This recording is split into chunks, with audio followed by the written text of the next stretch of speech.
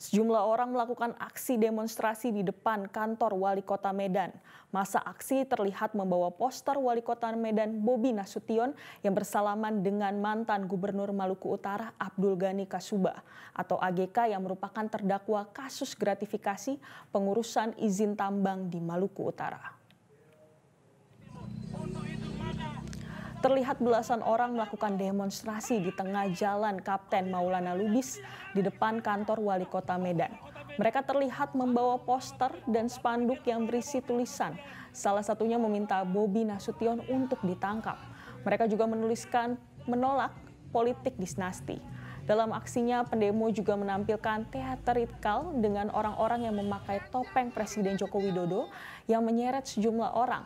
Salah satu yang diseret adalah Jokowi adalah orang yang memakai topeng Bobi bersalaman dengan AGK.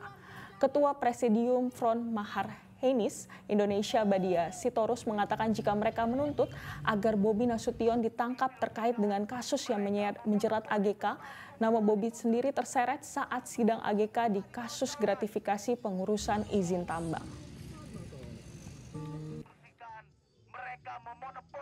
Tuntutannya tangkap si Bobi karena jelas dalam dugaan terpidana mantan provinsi gubernur Maluku Utara.